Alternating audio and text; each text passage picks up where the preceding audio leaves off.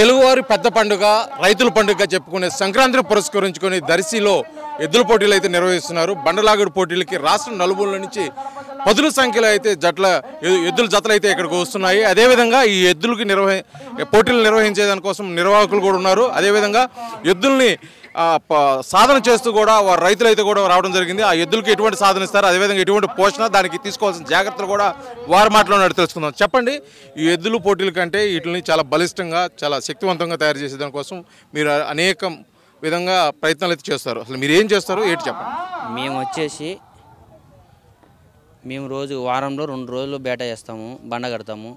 ఎద్దులు ఎంత ముఖ్యంగా సాధన ఎక్కువ కావాలి.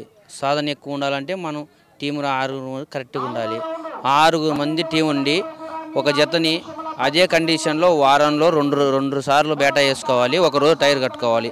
ఆ విధంగా చేస్తూ దానికి ఫుడ్ ఆహారం అయితే రోజుకొచ్చేసి ఎద్దుకొచ్చేసి 3 పళ్ళు ఉలవలు వేస్తాం.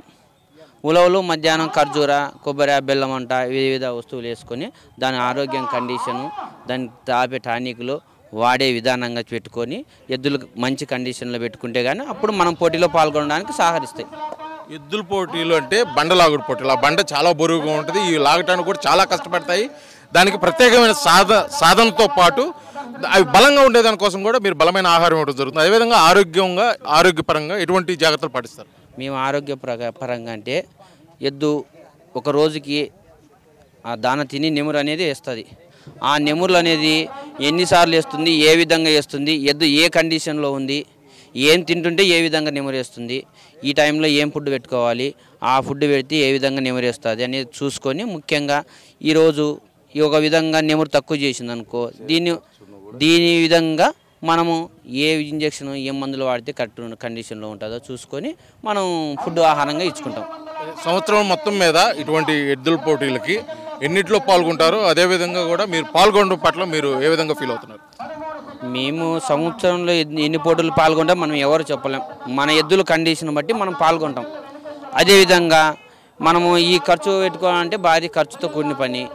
నెలకి ఎంత లేదో సుమారుగా వచ్చి 50 నుంచి 60-70 వేల దాకా ఖర్చు వస్తుంది ఒక నెలకు వచ్చేసి. ఫుడ్ కానీ డ్రైవర్ల ఖర్చులు కానీ మన పంజాలు పోయే ఖర్చులు కాక ఓన్లీ ఫుడ్కి ఇంటికాడ బేటాలకి ఒక 60 నుంచి 70 దాకా ఖర్చు వస్తుంది. తెలుగువారి రాజస్వం, అదేవిధంగా రైతుల యొక్క స్టేటస్ సింబల్గా చూసినటువంటి ఎద్దుల పోటీలు నిర్వహించడం కోసం కూడా రైతులు అదేవిధంగా నిర్వహణదారులు కూడా అయితే పెద్ద ఎత్తున ఖర్చు చేస్తారు. అదేవిధంగా వీటిలో ఆరోగ్యం పట్ల కూడా ప్రత్యేకమైన శ్రద్ధ వహించి దీనికి కావాల్సిన అన్ని సదుపాయాలు కూడా ఏర్పాటు చేస్తారు. దీనికోసం సంబంధించి ఎద్దుల పోటీలు నిర్వహిస్తున్న నిర్వహణ మాటలను తెలుసుకుందాం. ఈ నిర్వహణ ఏ విధంగా జరుగుతుంది, అదేవిధంగా అసలు దీనికి పెట్టడానికి గల ముఖ్య కారణాలు వారి మాటలను తెలుసుకుందాం.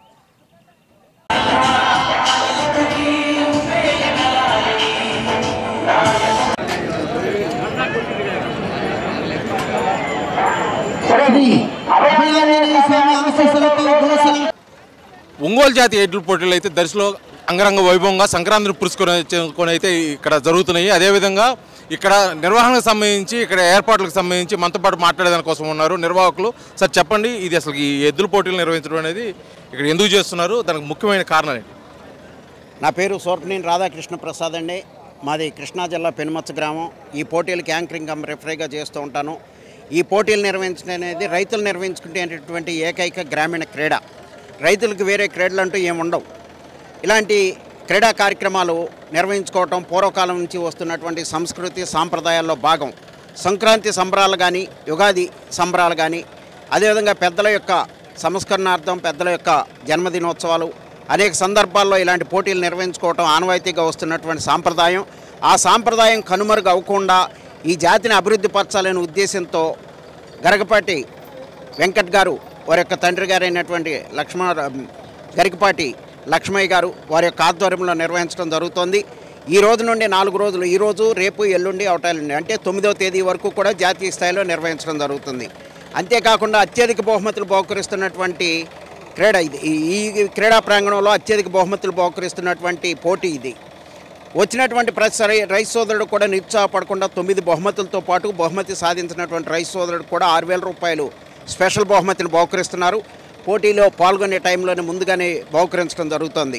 ఈ పోటీలకు వచ్చినటువంటి రైతు సోదరులకి వారి టీంకి వారి యొక్క సహాయకులకి అదేవిధంగా తిలకించడానికి వచ్చిన వారందరికీ కూడా భోజనాలు ఉదయం అల్పాహారం, మధ్యాహ్నం భోజనం మొత్తానికి ఘనంగా నిర్వహిస్తున్న ఎద్దుల పోటీలకైతే మొత్తము రాష్ట్ర నలుమూల నుంచి ఎన్ని జతలు అయితే ఎడ్లు రావడం జరిగింది? దాదాపుగా 100 జతలు వస్తాయండి. ఈరోజు ఈ ఒక్క పోటీకే ఇప్పటి వరకు కూడా మేము ఎప్పుడు కూడా చూడలేం 38 జతలు రావడం అనేది 4 పళ్ళ విభాగంలో.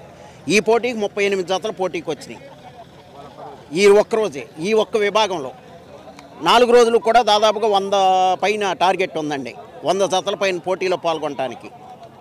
అది ఒంగోలు జాతిని పెంపొందించుతూ ఒంగోలు జాతి ఎడ్లను మరొకసారి ప్రపంచ దేశాలకు కూడా తెలియజేస్తూ కూడా ఇక్కడ ఎద్దుల పోటీలు అయితే నిర్వహిస్తున్నారు. ఎద్దుల పోటీల్లో బండలాగుడు, అదేవిధంగా 4 పళ్ళు 6 పళ్ళు కేటగిరీ సీనియర్ విభాగంలో ఈ ఎద్దుల పోటీలు అయితే నిర్వహిస్తున్నారు. ఇది కేవలం సంక్రాంతి పురస్కరించుకొని రైతుల పండుగగా చెప్పుకునే ఈ పండుగ సందర్భంగా అయితే ఈ పోటీలు అయితే నిర్వహిస్తున్నారు. ఈ పోటీల్లో పాల్గొనేందుకు కూడా రాష్ట్రం నలుమూల నుంచి రైతు సోదరులు అదేవిధంగా ఎడ్ల జతలతో పాటు హాజరవటం, దీన్ని వీక్షించేదాని కోసం కూడా దర్శి చుట్టుపక్కల ప్రాంతాలు అదేవిధంగా జిల్లాల నుంచి కూడా అనేక మంది ప్రజలు ఆసక్తిగా ఉన్న వాళ్ళు కూడా రావడం జరిగింది. వీడియో జర్నలిస్ట్ లక్ష్మణ్తో శ్రీనివాస్, RTV, ప్రకాశం జిల్లా.